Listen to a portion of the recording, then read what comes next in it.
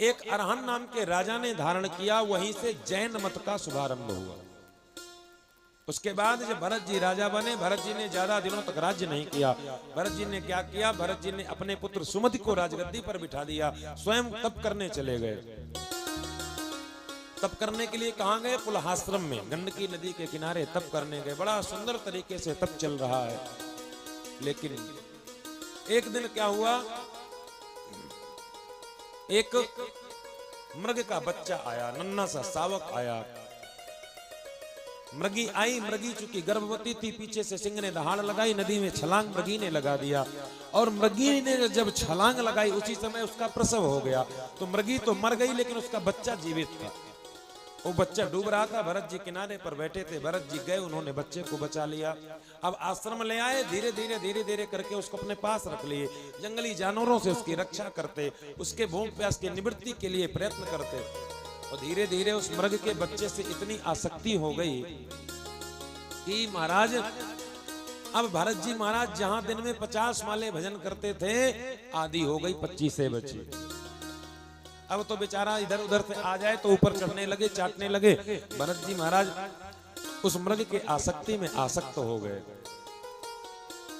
धीरे धीरे करके इतनी आसक्ति बढ़ गई महाराज, एक दिन जब वो मृग बड़ा हुआ और मृगों का झुंड आया, मृगों के झुंड में उन्हीं के साथ चला गया। अब महाराज इतनी आसक्ति, भरत जी महाराज उस मृग की याद में रोते रोते भरत जी ने प्राणों को त्याग दिया। शास्त्र कहता है अंते मति सागति, मरते समय आप जिसका चिंतन करेंगे वही गति आपको प्राप्त होगी। भरत जी महाराज ने जब मृग का चिंतन करके शरीर छोड़ा तो उनको मृग बनना पड़ा।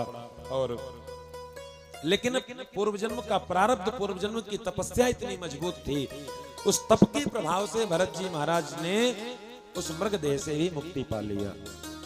एकांत में पड़े रहते, झुंड से अलग रहते। एक दिन जंगल में आग लग गई, सारे पशु पक्षी भग गए, लेकिन भरत जी महाराज जो मृग देह में थे, जहां के तहां पड़े रहे। आग लग गई, प्राणांत हो गया। अब इनका जो तीसरा जन्म हुआ, एक आंगिरस गोत्री ब्राह्मण परिवार में हुआ। पिताजी इनके करते थे पंडिताई का काम। पिताजी ने कहा, बेटा जल्दी से बड़े हो जाओ, धीरे धीरे बचपन से सीखते जाओ, और जितनी ये पुरोहिताई है उसको तुम्ही को संभालना।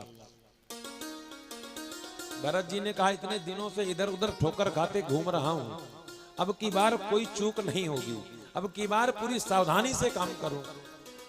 थोड़े बड़े हुए, पिताजी ने कहा, बेटा गायत्री मंत्र सुनाओ। गायत्री मंत्र आता भी था लेकिन सुनाते उल्टा सीधा। पिताजी ने कहा, बेटा चलो तुम धीरे धीरे करके पूजा कराना सीखो। भरत जी को कहा, बेटा आचमन करो। सो उठा के लोटी भर का जल पी लिया। बोले एक नंबर का जड़ है ये, मूर्ख है। भरत तो पहले से ही नाम था, और जड़ होने के कारण उनका नाम रख दिया जड़ भरत। जब तक माता पिताजी घर में रहे, बढ़िया सारी व्यवस्था रही, भोजन पानी मिलता रहा। माता पिताजी का शरीर छूटा, उसके बाद घर में भैया और भाभियों का राज्य आया। भैया भी जैसे तैसे भोजन पानी देते रहे। भाभियां कहती घर में पड़ा रहता है, कुछ करता नहीं है, कब तक इस बैठे बैठे इतने मोटे ताजे हृष्ट पुष्ट व्यक्ति को खिलाएंगे। अरे कुछ नहीं करते तो खेत में चले जाया करो। एक दिन भरत जी खेत गए, पता है क्या हुआ? खेत उसके ठीक उसी दिन खेत बोया था। भैया ने कहा, ठीक से रखवाली करना, खेत में जो दाना पड़ा है इसको पक्षी चुगने ना पाए। भरत जी बढ़िया खेत की मेड़ पर बैठे, और महाराज जितना पक्षी आया सो भरत जी के खेत में जितना दाना पड़ा था सब खा गया। भरत जी को बाद में ध्यान आया, भैया ने कहा था खेत में दाना पड़ा, पक्षियों को मना करना, पर क्या करूं, अब भैया भी गलत काम करने के लिए बोल रहे हैं। अरे राम जी की ये चिड़िया है, राम जी का खेत है, मैं मना करने वाला कौन होता हूँ? भैया खूब चकाचक खाओ और भगवान की जय मनाओ। भैया शाम को जब आकर देखे, बोले मूर्ख कहीं के, मैंने कहा था खेत की रखवाली करना, तूने पूरा दाना चुगवा दिया, चल निकल जाए यहाँ से, तो किसी काम का नहीं। अब भरत जी वहां से भी छुट्टी पा गए। अब आगे चले, बढ़िया मस्त मौला अपने स्वरूप में मस्त चल रहे हैं। आगे एक भीलों के सरदार ने काली मंदिर में पूजा किया। उसने मां भद्रकाली को वचन दिया था कि मेरे यहाँ संतान हो जाएगी तो मैं आपको नरबली दूंगा।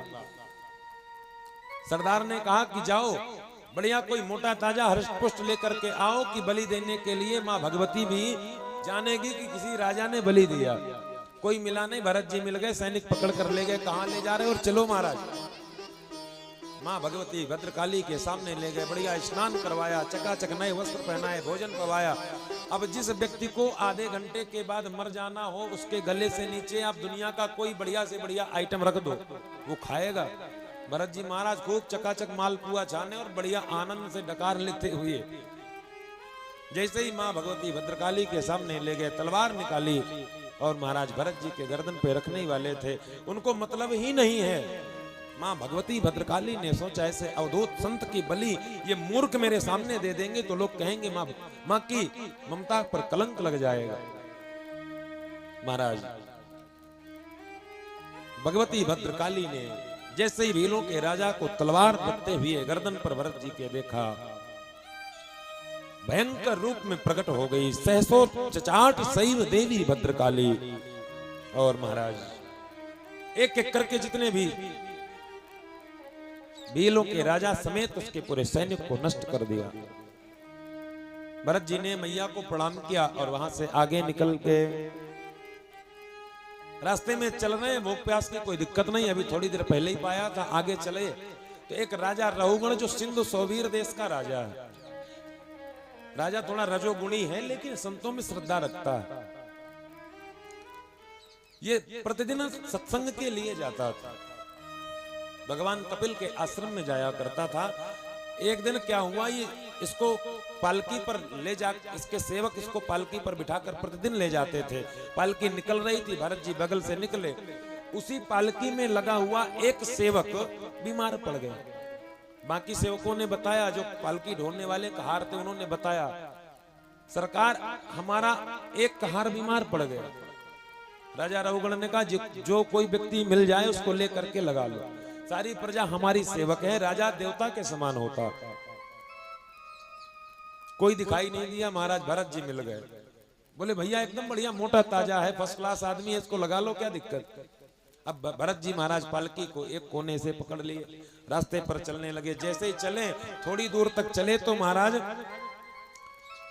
कहीं रास्ते में जो चींटा चींटी दिखाई पड़ते तो चींटा चींटी को देखकर भरत जी छलांग लगाने लगे। और जब पालकी को ढोने वाला छलांग लगाएगा तो जो बैठा होगा उसका क्या होगा, उसके खोपड़ी पे बांस लगा।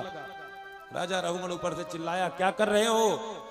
तो तीनों कहार एक स्वर में मिलके बोले, प्रभु हम नहीं हैं, ये जो नई अभी भर्ती हुई है नया वाला गड़बड़ कर रहा।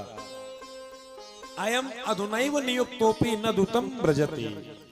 ये जो नया वाला आया है इसको चलना नहीं आता।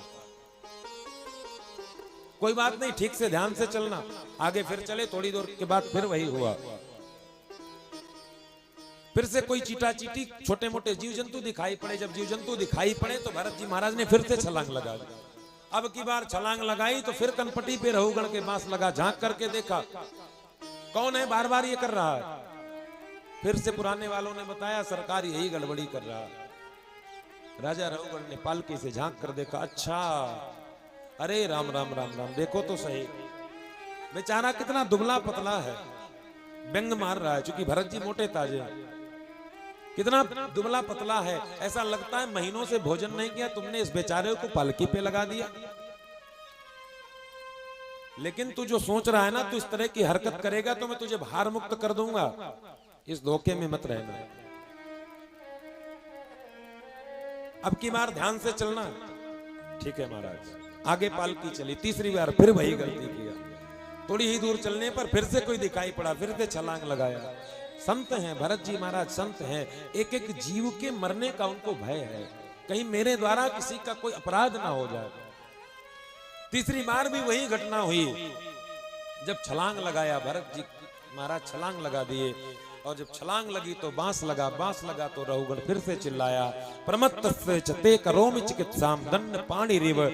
अगर तू नहीं सुधरा तो मैं तुझे ऐसा दंड दूंगा कि तू जीवन भर याद रखे। भरत जी आज तक कभी नहीं बोले, जीवन में पहली बार बोले, और ऐसा बोले कि रहुगण का कल्याण ही करेगा। संत जल्दी बोलता नहीं, अगर बोलेगा तो किसी ना किसी का कल्याण ही करेगा। और बोले इसलिए भी, इसका एक कारण है, मैं बता रहा हूं भरत जी क्यों बोले। कोई शौक नहीं था बोलने का। संत तभी बोलते हैं, महापुरुष तभी बोलते हैं जब कोई अच्छा पात्र मिलता है। राजा रहुगण पात्र अच्छा है, पात्रता में कमी नहीं। अब राजा है, थोड़े रजोगुण तो रहेंगे ही, राजसी गुण तो रहेंगे ही। भरत जी महाराज ने सोचा ये राजा संतों के प्रति श्रद्धा तो रखता है, अगर इसने मेरा अपमान किया तो कदाचित ये नरक में चला जाएगा, और नरक में चला जाएगा तो लोग यही कहेंगे जिस राजा की पालकी जड़ भरत जैसे संत के कंधों पर रही हो वो नरक में चला गया, तो संतत्व पे लांछन लगेगा। इसलिए आज पहली बार बोले, और ऐसा बोले कि जीवन में दोबारा बोलना ही नहीं पड़ा। उन्होंने कहा राजन क्या कहा आपने? करोमि चिकित्साम दंड पाणी रिव, आप मुझे दंड देंगे? आप किसे दंड देने की बात करते हैं? शरीर को। आपने कहा कि मैं मोटा हूं, दुबला हूं, पतला हूं, जैसा भी हूं, पर आप एक बात जान लीजिए, मैं शरीर नहीं हूं। आप शरीर को दंड दे सकते हैं, मुझे नहीं। शरीर दुबला हो सकता है, मोटा हो सकता है, लेकिन मैं ज्यों का त्यों रहता हूं। जो इतनी बात सुनी, राजा रहुगण पालकी से कूद पड़ा। कौन है आप? कृपा करके अपना परिचय बताइए। कहीं आप कोई बहुत बड़े संत तो नहीं, आप कोई ब्राह्मण तो नहीं? क्योंकि महाराज मैं आपको सच बता दूं, मैं भगवान भोलेनाथ के त्रिशूल से नहीं डरता, मैं इंद्र के वज्र से नहीं डरता, मैं यम के पास से नहीं डरता। मैं अगर डरता हूं तो ब्रह्म कुलाव मानात, मैं ब्राह्मणों के श्राप से डरता हूं। और सच बात तो यही है, जो अपराध भगत कर करई, राम रोष पावक सोई जरई। आप कौन हैं? मुझे कृपा करके बताइए।